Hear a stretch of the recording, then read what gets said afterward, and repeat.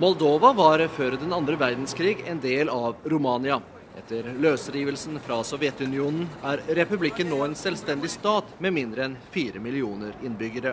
Deres bevegelsesfrihet har lenge vært begrenset, men nå har de heller ikke lenger mulighet til å reise fritt over grensen til sitt gamle moderland i vest.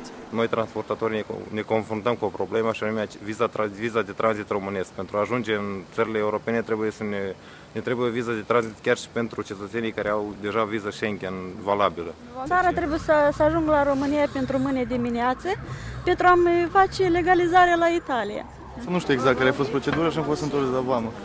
Acum aștept să obțin viza și sper să ajung cu bine, da. Siden de fleste internasjonale konsulatene ligger i Bukarest, Romania det største transittlandet for moldovere. Samtidig som tusenvis studerer, har familiebånd og forretningsvirksomhet i nabolandet. Det nå så stort trykk på det rumenske konsulatet i Chisinau at Romanias president måtte ta turen til Moldova for å roe gemyttene.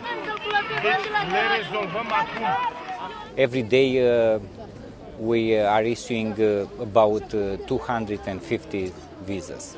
Men dette ikke nok for dem som desperat må til Romania. Am venit din Spania cu actele soției și să-mi dă viză la ambasada spaniolă în România, la București. Și nu-i chip, eu am bilet sâmbătă să mă duc în Spania.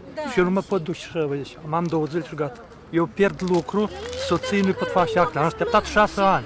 Ținea să acte soții și la un loc. Și eu nu pot răzbate aici. According to the agreement between Romania and Moldova, we must to issue visa between 2 and 5 days. Men de fleste moldovere i køen på utsiden av konsulatet må vente enda lenger før de slipper inn og kan starte visumprosessen. Pierdem totul de acum și am de acum contractul de muncă, am totul la mână, nimic nu pot stau aici de 7 zile, nimic, nicio rezolvare nu pot să fac.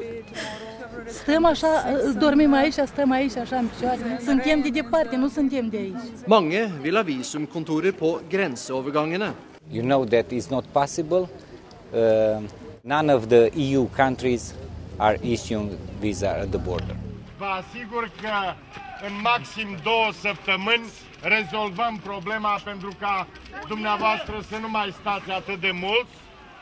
Det paradoksale at Romanias president blir tatt imot som en helt, fordi veldig mange moldovere ønsker seg vekk fra den nye selvstendigheten og nå inn i den europeiske unionen ved å skifte statsborgerskap.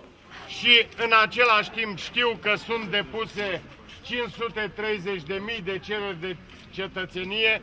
Vă asigur că modificăm legea pentru ca cetățenia să se acorde mult mai ușor și repede. Vă mulțumesc mult! Și rezolvăm problemele, să nu se mai întâmple ce se întâmplă.